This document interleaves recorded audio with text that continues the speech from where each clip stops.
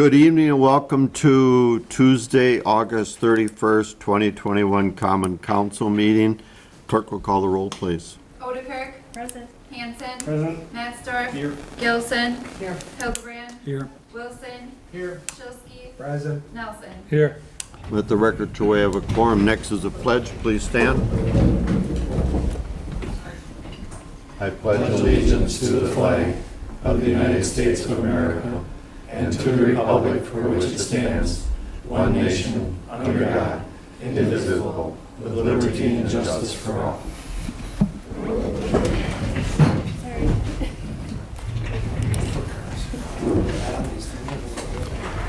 Next item on tonight's agenda is the approval of the consent agenda. The chair will entertain a motion. I move we approve the consent agenda. Wilson? Second, Hildebrand.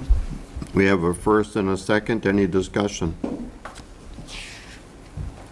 Clerk will call the roll, please. Nelson. Yes. Hildebrand. Yes. Matsdorf. Yes. Wilson. Yes. Odekirk. Yes. Hanson. Yes. Shilsky. Yes. Gilson. Motion carried. Thank you. Item 4 is the audience portion where we ask people to sign up and be recognized by the chair. They do the talking and we do the listening. This evening we have two people who signed up. First one is Jane Meyer. Jane? Yes. Tell us what's on your mind, please. Okay, good evening, ladies and gentlemen of the Common Council. We, the residents of Plymouth, thank you for this opportunity to address you and bring to your attention some details concerning Turner Hall rezoning. Turner and Excuse me, Cat. can You you can come take your mask. forward? Oh. I can hardly hear Oh. you. Well, then my 3 minutes starts over. I'm sorry I couldn't hear you. Okay. Okay, I'm going to go right into, thank you for letting us speak to you today. Thank you for giving us the opportunity to address you and bring to your attention some details concerning Turner Hall rezoning. Turner Pathways stated that they had talked to the neighbors. The only neighbors that were contacted was St. John Lutheran Church and School, as they needed the permission to use their parking lot for their sneak peek event at Turner Hall. No other neighbors knew anything about the real reason the zoning was needed. Amber and Susan went door to door after they were tipped off by one of the city employees as I called and asked for the zoning ordinances for B2. Amber and Susan were at my door within a few hours. It was then they went around to some of the neighbors. Never received the docs that I requested for over a week. The flyer sneak peek event misrepresentations. Number 1, St. John Lutheran School logo, church and school logo was on the bottom of the flyer. Talked to Pastor Schultz. He said no permission was given for the use of that logo. 2, they thanked the church for the use of the parking lot. This implies that the church is letting them use the parking lot on a daily basis. Not true. It's special event by special event, and it is voted on by the board, the church board. I have a copy of the minutes if somebody would like to see those. The real reason that zoning needs to change to B2, Turner is grandfathered in for the licensed bar that they are now. The real reason is some of the use is changing. They're placing a potential of 15 unrelated male addicts beginning their sobriety journey, and even and about the Turner Hall. And then when the use changes, so do the rules, the ordinances kick in. Turner is zoned R2 at this time and is grandfathered in. We are asking for the rezoning to B2 to be denied. Thank you. Thank you. For the record, Jane Meyer is at 126 Elizabeth Street. Thank you. Right next door to Turner Hall. The next person that signed up is Julia Griffin. Did I Yes, say that that's right? Also of 126 Elizabeth Street. Julia. Thank you. And good evening, ladies and gentlemen of the Common Council. I do thank you for the opportunity to address you this evening.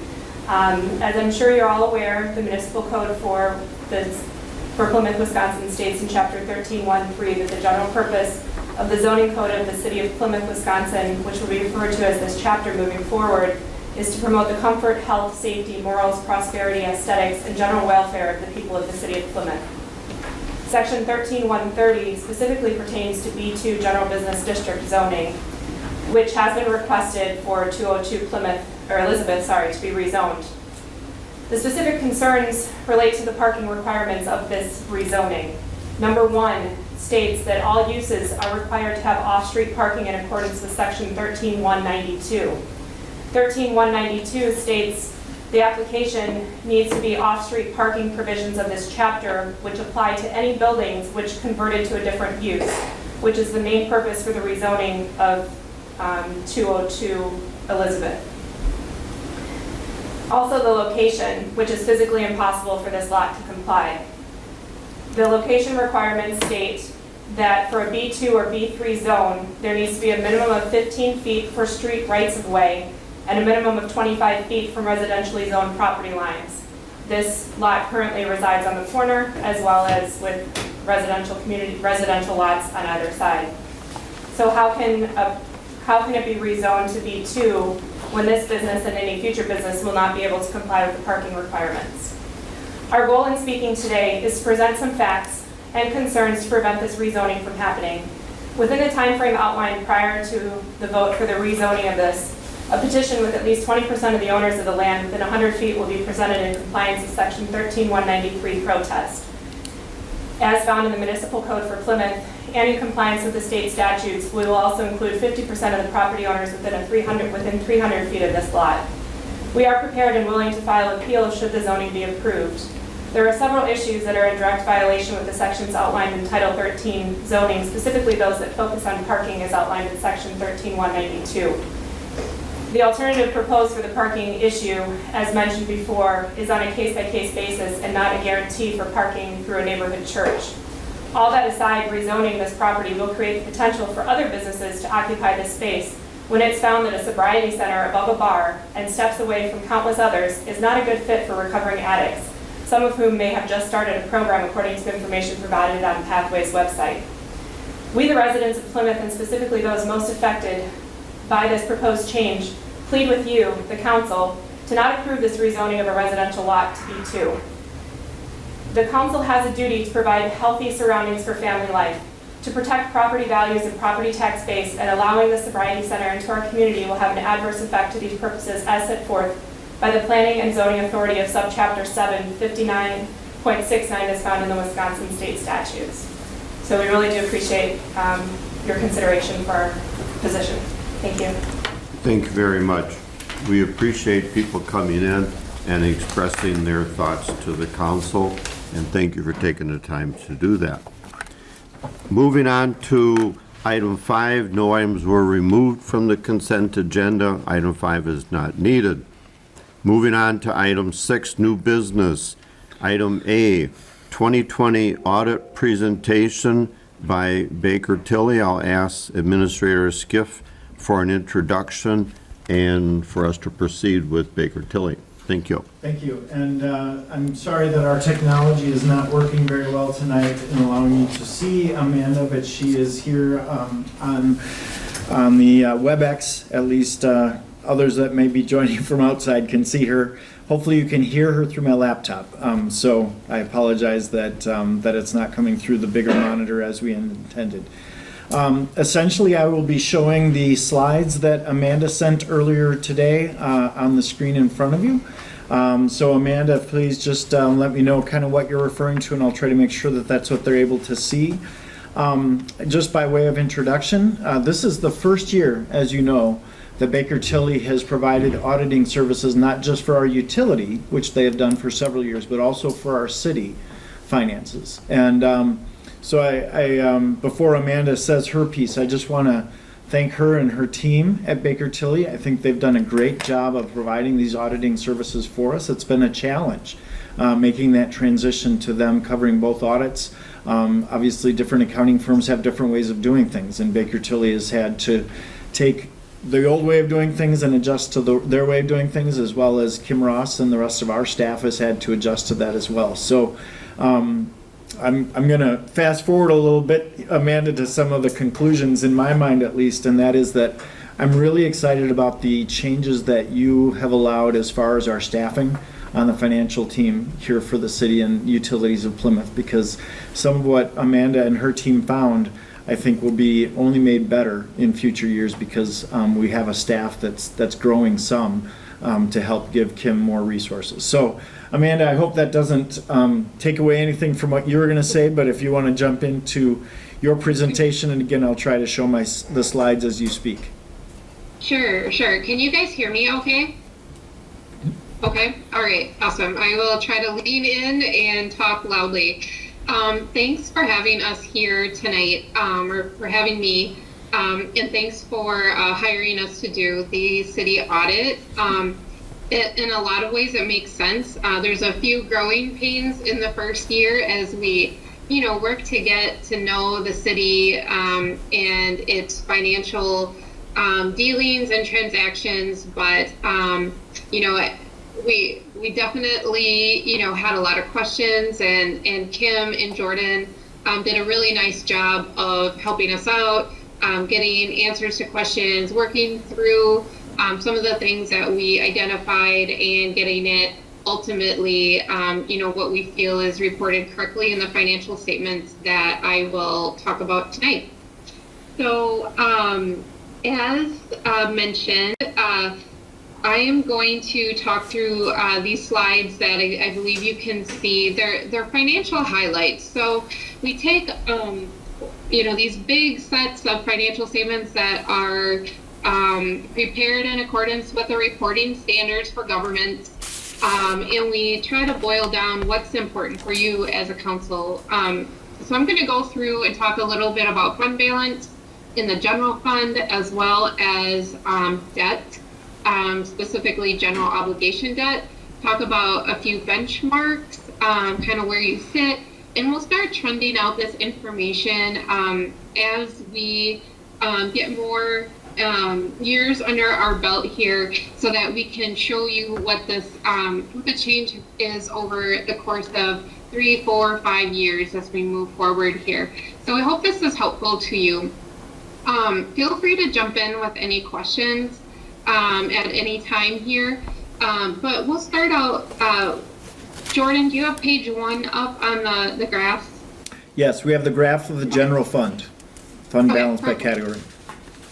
All right. Well, okay. So as I mentioned, we're going to talk about the general fund and its fund balance. So, not sure how much you've been drilled on this, but fund balance is essentially the equity of the general fund, and the general fund is the main operating fund of the city. So a lot of the tax levy goes there, and many of the city's general operations are reported here. So it is gets a lot of attention.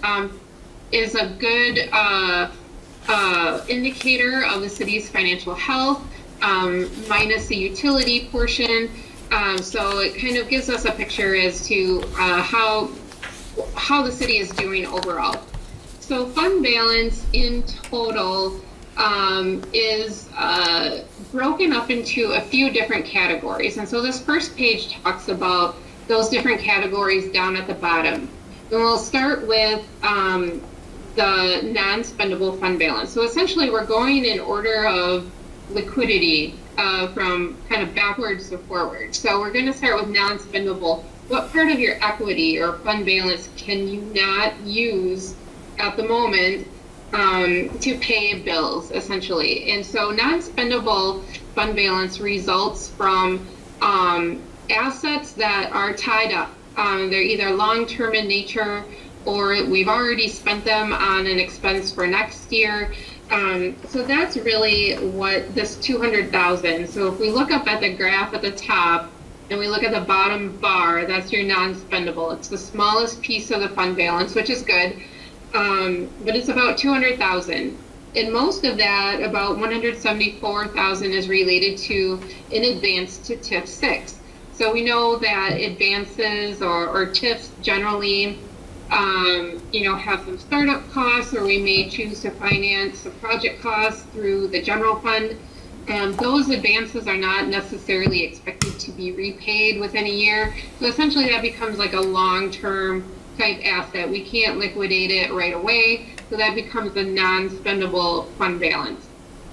If we move up the chart you'll see an assigned fund balance and an unassigned fund balance. And these are both very much more on the liquid side, or are very liquid, meaning that these are equities that we have on hand. Assets minus our liabilities equals our equity, and we are able to spend this pretty much how we want to. The assigned is basically meant to be used for next year's budget, or 2021 in your case. We're a little late in the 2020, after the 2020 year here.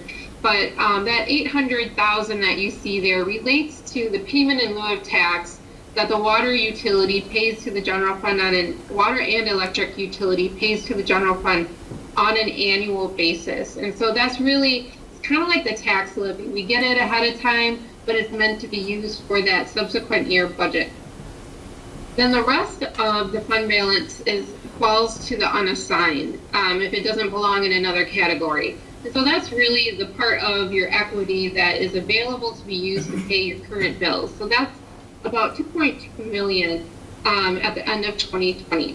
So you'll see that total fund balance is up on that top bar.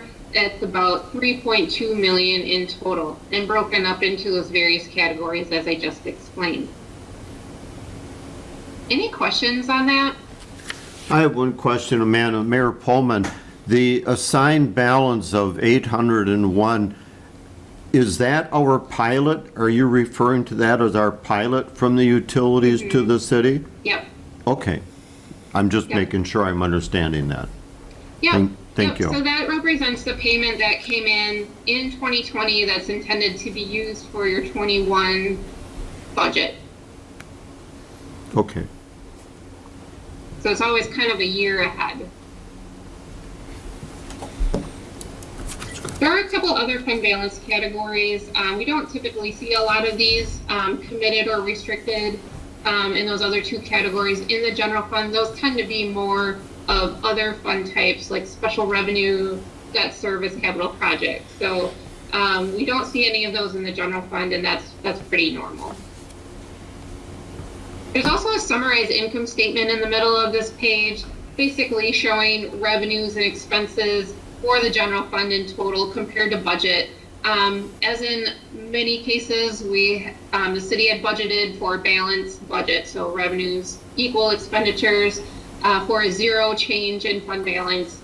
The city came in just underneath that goal of a $79,000 overage of expenditures. So you'll see that in the middle of the page there.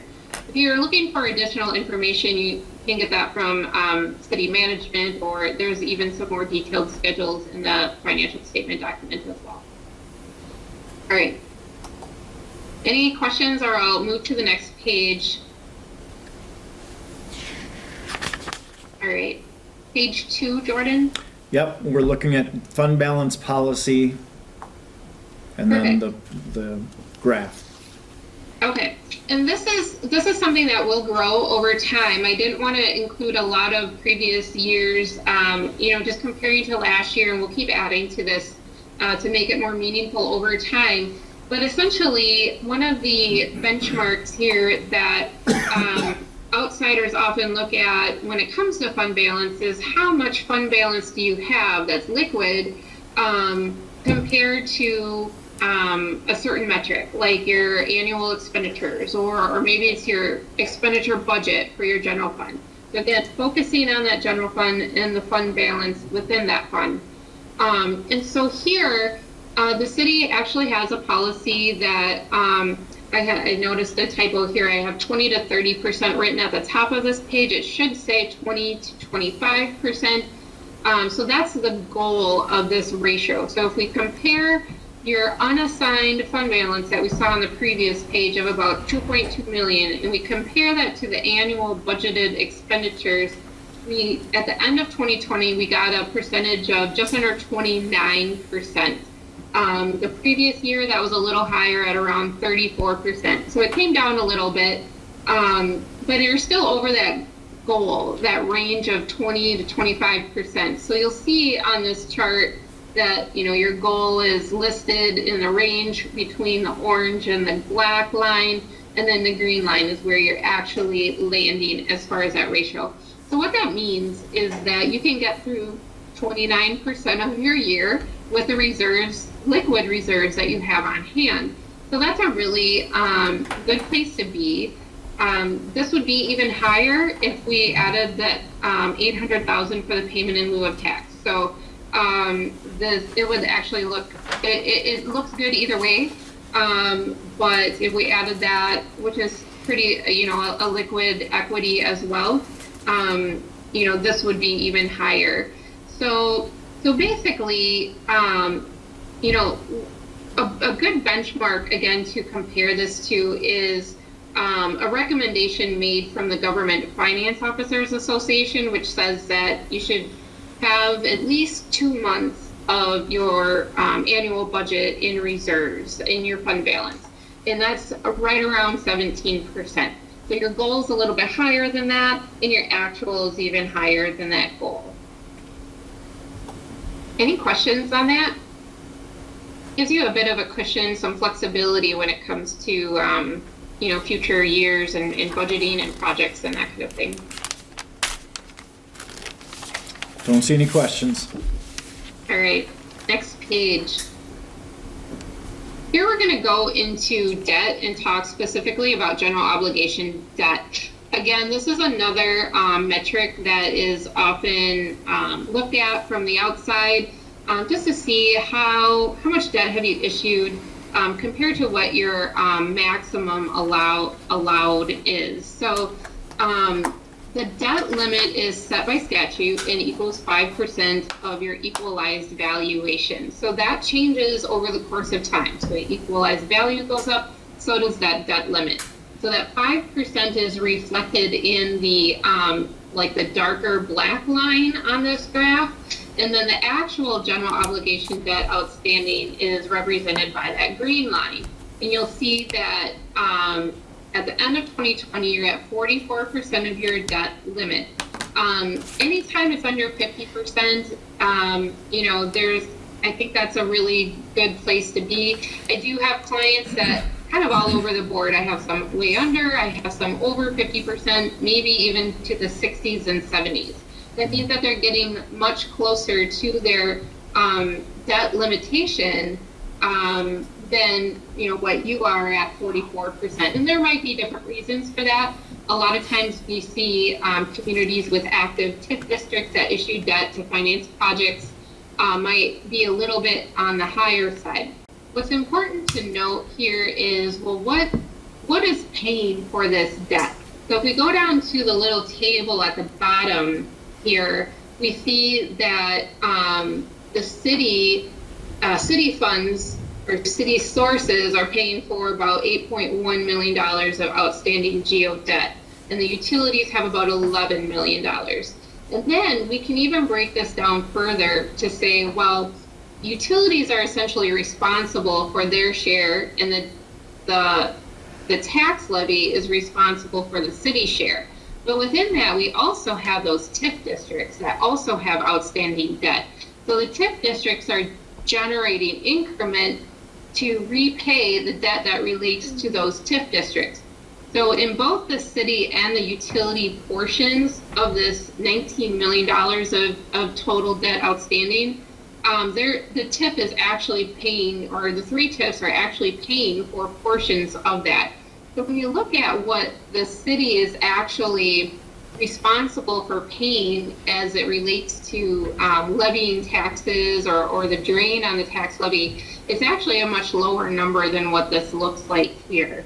Although the limitation applies to all debt, whether it's financed by the TIFs or the utilities or the tax levy.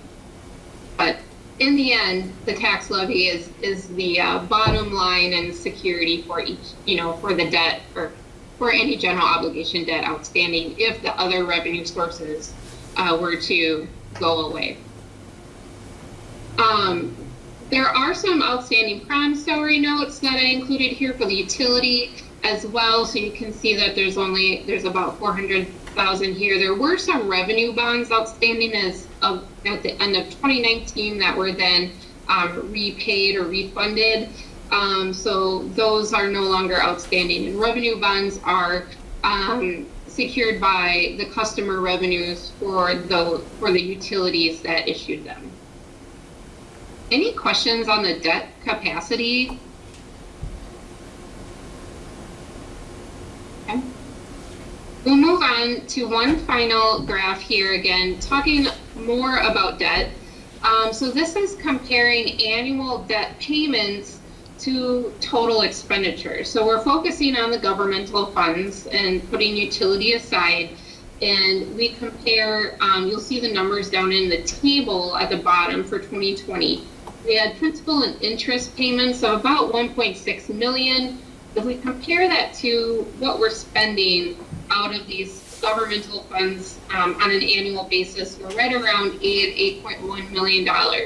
So that gives us a percentage at the end of 20, right around 20%, which is kind of the goal to fall under. So you'll see this kind of pinkish reddish line here that with recommendations that we've heard from bond raters that say, we like to see you not overextended to a point where you're paying much more than 20% of your annual expenditures on debt. So that kind of makes sense. And you'll see that the city was under that in 19 and just slightly over in 20.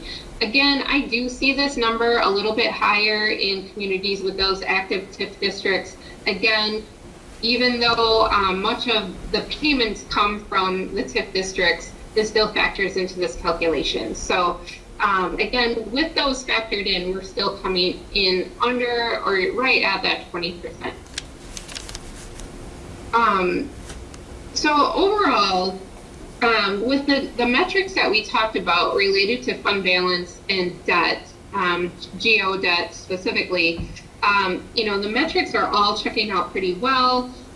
There's nothing, of major concern here. These are the types of things you might want to revisit as you're making decisions on financing or, budgets. I know budget season's coming up here. So, thinking about what those fund balance goals are, how can we accomplish those with, the activities we're anticipating for the next year, which I know is kind of unpredictable right now, but it's good to have that cushion, those reserves that you have in fund balance right now in times like these as well. So, but at the moment, it, looks like things are checking out, and I would just encourage you to keep your eye on these, again, as you're moving forward with decisions, for financing and budgeting. Any questions on this or any other areas that I can touch on for you guys? Okay. And for the council, again, Amanda referred quite a few times to TIF districts, and that'll be a big part of our conversation for next year's budget and beyond, especially with TIF 4 looking to close and giving us a lot more flexibility in that way. We've also talked about the American Rescue Plan and the dollars that makes available. So, yeah, a lot of moving parts, and so Amanda's given us a good baseline foundation here, and then lots to talk about moving forward.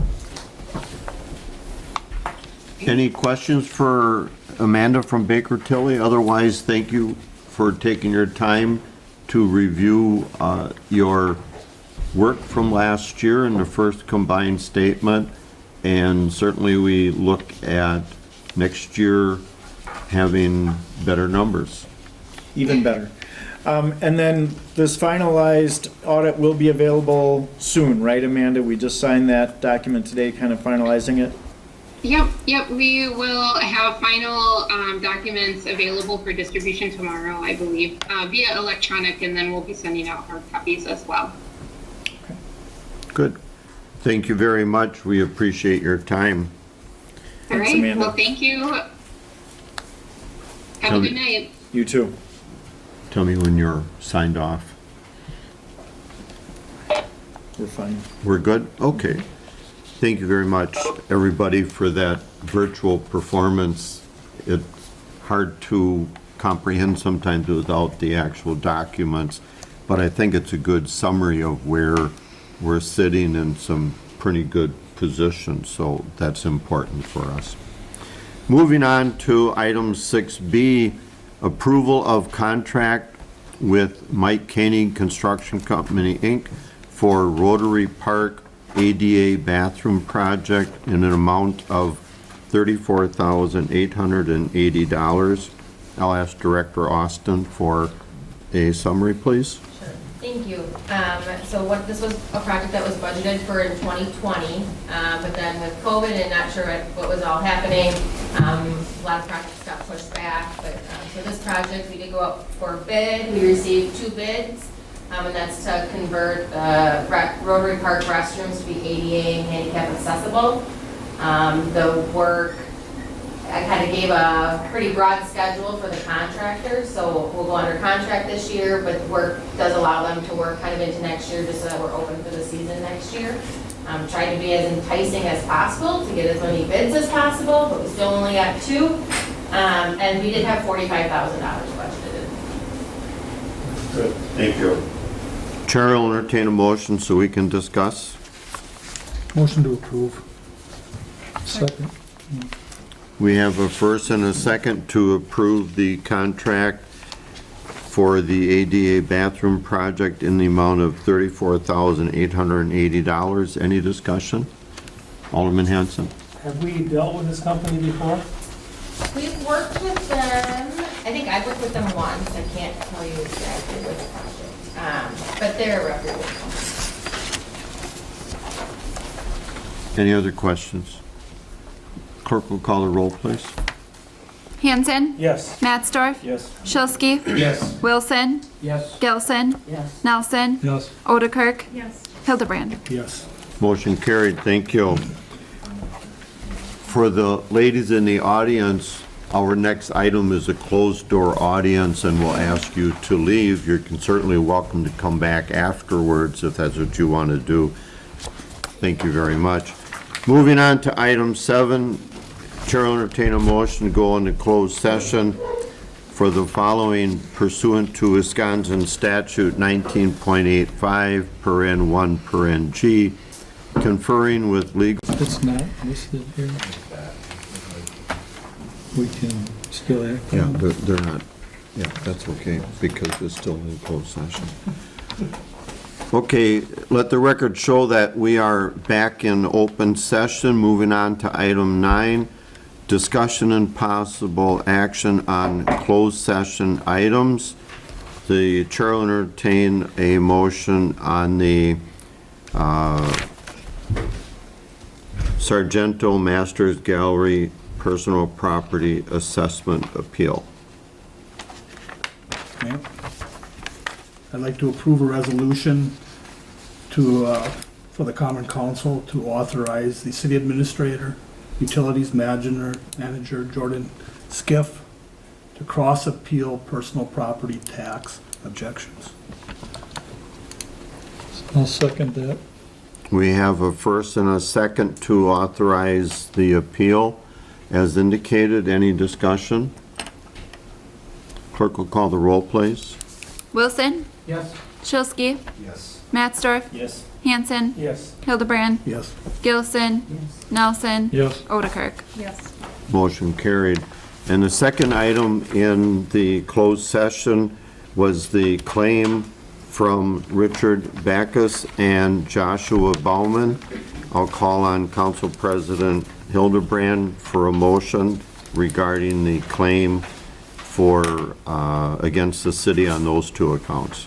I'd like to make a motion to deny Richard Backhouse and Joshua Bowman's claim against the city. Second. We have a first and a second. Any discussion? Clerk will call the roll, please, on the second item. Gilson, Yes. Nelson, Yes. Odekirk, Yes. Hildebrand, Yes. Hanson, Yes. Matsdorf, Yes. Shilsky, Wilson. Motion carried, thank you. Moving on to item 9, discussion and possible action. I already said that. Chair will entertain a motion to adjourn. I move we adjourn. Wilson. We have a first and a second. All in favor, say aye. Opposed, we stand adjourned. See you at the county fair.